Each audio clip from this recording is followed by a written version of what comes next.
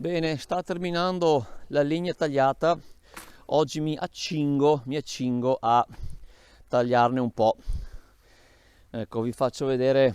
Beh, intanto un buongiorno a tutti, Vi faccio vedere il mio setup per quanto riguarda il taglio legna.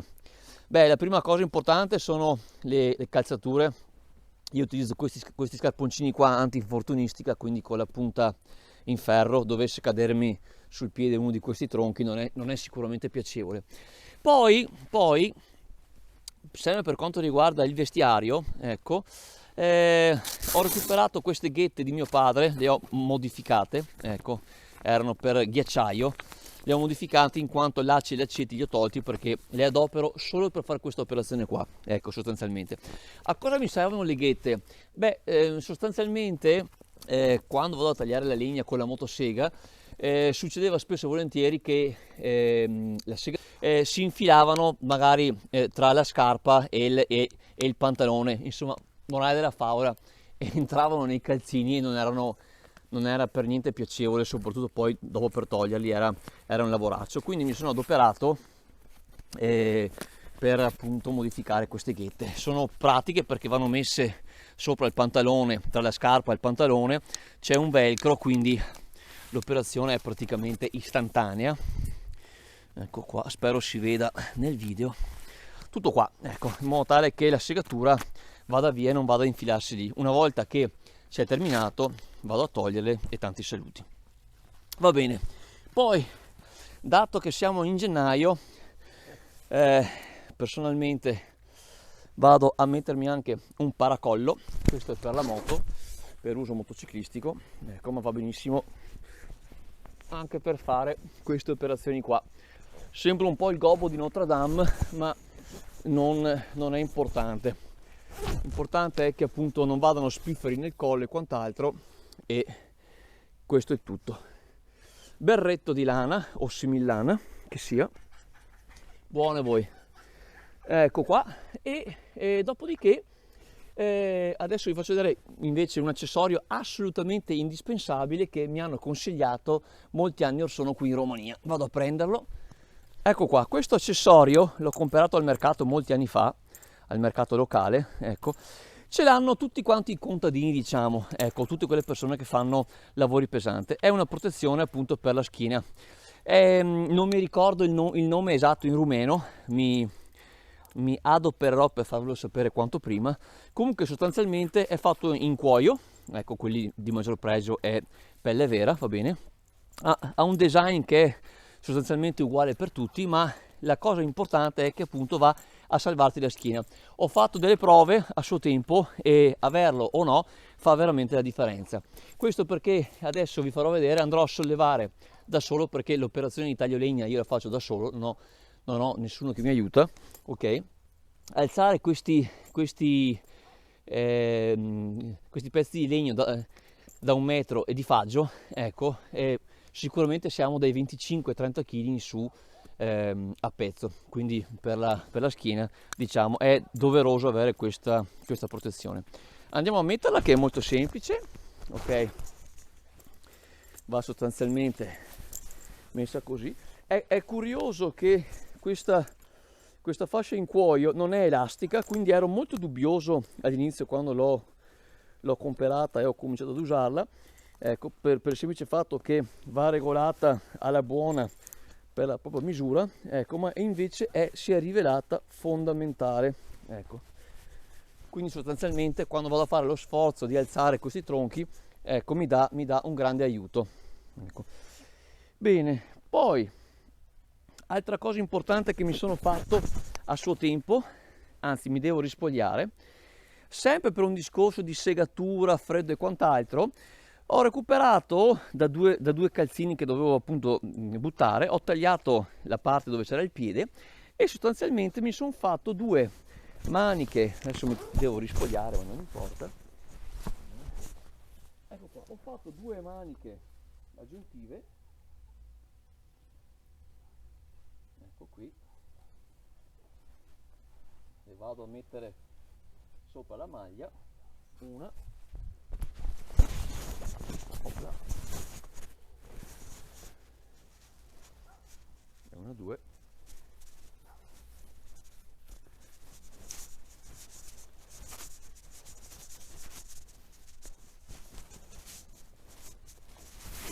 Ecco qua. E questo è il quanto. Il mio, basta, il mio setup è completo, quindi scarponcini con protezione, dovesse cadermi appunto un legno sul piede, basta, poi leghette per la segatura, va bene, paracollo data la stagione, assolutamente la fascia della potenza in cuoio, chiamiamolo così, e dopodiché appunto queste specie di prolungamento delle maniche che mi sono comodissime, perché appunto vado a allungarle senza rovinare maglie o maglioni che abbiamo, ecco, e quindi non ho spifferi, diciamo, ecco. Beh, inutile dirvi che io comunque lavoro sempre con i guanti, ecco. Vi prometto una cosa: adesso andremo a tagliare la legna con la motosega, operazione che andrebbe fatta con tutte le protezioni, diciamo, adeguate, quindi si parla di protezione per gli occhi, i guanti eccetera, pantaloni antitaglio e quant'altro. Adesso vi farò vedere come procedo io, premesso appunto che si dovrebbe comunque indossare tutte le dovute protezioni. Allora, intanto portiamo il carrellino, che è sostanzialmente un passeggino che ho recuperato, che volevano buttarlo via. Ecco, io invece l'ho recuperato e mi sono fatto un passeggino porta attrezzi solo per il taglio legna. Ecco, adesso vi farò vedere il perché, per il semplice fatto che, appunto, vi ripeto, lavorando da solo, tagliando la legna da solo, ecco, ho bisogno di alcune comodità e alcuni accorgimenti per procedere. Bene, dai, procediamo. Ecco qua, sto arrivando con il mio passeggino recuperato di una nota marca italiana. Allora, questo passeggino sostanzialmente lo userò, aspetta che cambiamo inquadratura.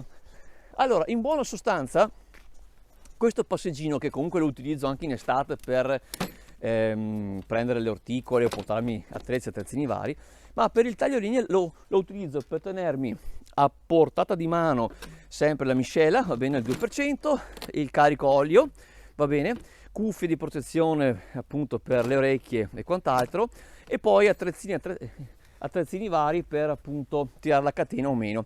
Bene, vado a prendere la motosega, cominciamo. Ovviamente treppiede, la capra, insomma, ecco, per capirci, per appoggiare i tronchi. Vado a prendere la motosega, togliamo via il nylon dalla legna e cominciamo a tagliare. Dunque, motosega. Allora, il carrellino in questo preciso momento l'ho posizionato non a caso qui, perché sostanzialmente, essendo, ripeto, sempre da solo a fare questa operazione, ecco, utilizzo questa motosega che è datatissima, era ancora di mio padre, è una Stihl, una MS 192T, va bene, ecco, ha tagliato il mondo ormai questa piccola motosega, che sarebbe per potature. Infatti siamo sotto i 5 kg, quindi la si può maneggiare anche con una mano volendo, va bene? Motivo per cui appunto la adopero anche per tagliare sezioni ben più grandi, che non fa potature.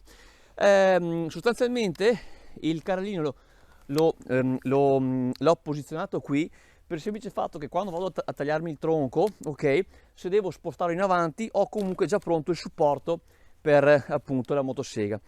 Anche questa cassettina qua non è a caso, nel senso che avendo un po' di bordo, va bene, con le vibrazioni comunque la motosega non va a cadere in terra, quindi c'è il suo perché.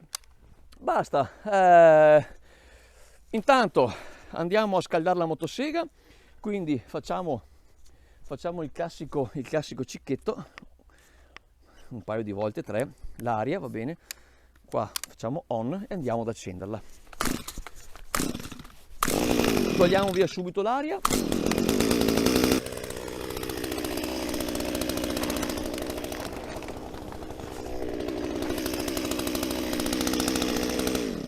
Allora, come vi dicevo, i tronchi che dovrò sollevare, e sottolineo da solo, ecco, possono essere da paletti, ovviamente, così che non serve dire nulla in più, ecco, a cose anche così che sono, diciamo, medi, lo sforzo è, diciamo, relativo, ecco, a tronchi da così in su, che cominciano a essere sicuramente sopra i 20 kg, quindi la famosa fascia della potenza in cuoio in questo caso qua è fondamentale. Bene, ecco, operazione, ripeto, che faccio sempre da solo, quindi questo è il setup che al momento mi è stato più congeniale.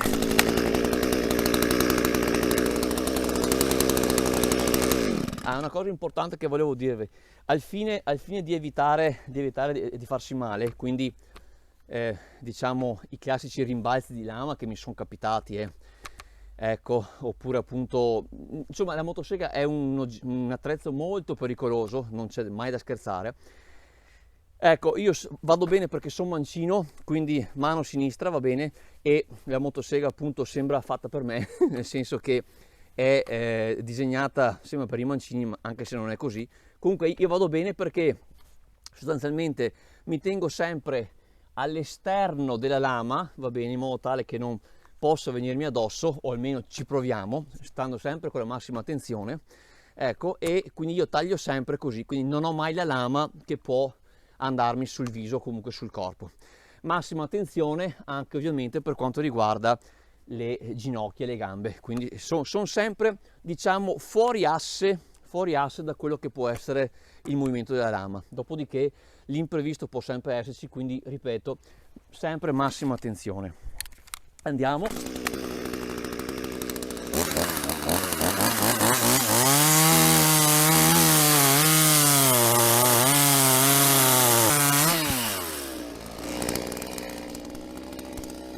Questo pezzo di tronco era da 1 metro, va bene, perché viene tagliata così, mi viene portata qui a casa a metro ster, ecco, per capirci. Io la taglio in 3. Ho una caldaia, ho una centrale termica a legna, quindi per scaldare i caloriferi di casa, va bene, la cui profondità accetterebbe anche tronchi della lunghezza di 60 cm, ecco, quindi sostanzialmente e teoricamente andrei molto meglio a tagliare in 2, quindi avere 2 pezzi da 50 e il lavoro è finito lì. Però ho visto che rende meglio e funziona meglio se faccio praticamente il fuoco il più possibile verso dove si mette la legna, che non fare anche un fuoco diciamo sul fondo della caldaia, dove appunto dopo c'è anche la canna a fumare e quant'altro, nel senso che c'è una parte di calore che se ne va via ancora prima di scaldare e fare lo scambio termico appunto con l'acqua che circola all'interno. Quindi di mio vado sempre a tagliare, ecco, in 3 pezzi. Questa qua sarebbe la misura, insomma sarebbero i famosi 33 cm, ecco, di lunghezza più o meno, che vanno bene per anche inserire il ciocco di legna, ecco, in una stufa.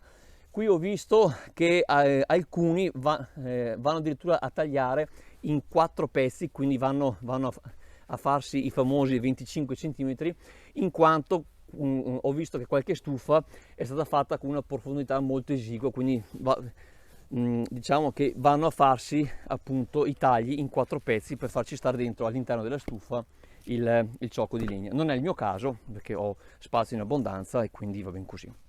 Questo pezzo di legno qui potrebbe già andare bene nella centrale, nel senso che ho una bocca d'entrata abbastanza grande che ci passerebbe, però vado sempre a creparli almeno in 2 parti, va bene? Ecco, ad avere un ciocco un po' più fino, perché comunque diciamo arde meglio, ecco, che non fa mettere il classico ceppo di Natale all'interno. Oggi procedo in manuale, nel senso olio di gomito e accetta.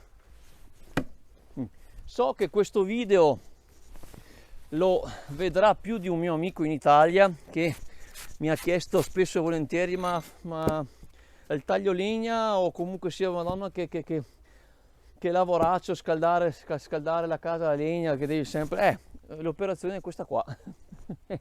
L'operazione è questa. Dai, andiamo a tagliare a mano questo. Prossima volta vi faccio vedere, ho uno spaccalegna elettrico che ovviamente velocizza il tutto, quindi in poco più di un metro cubo chiamiamo di legna, ecco, lo faccio fuori molto più rapidamente che non fa l'accetta. Però ecco, gli attrezzi manuali sempre a portata di mano, nel senso che dovesse avere qualche problema lo spaccalegna elettrico hai sempre, diciamo, l'alternativa manuale. Andiamo a tagliare.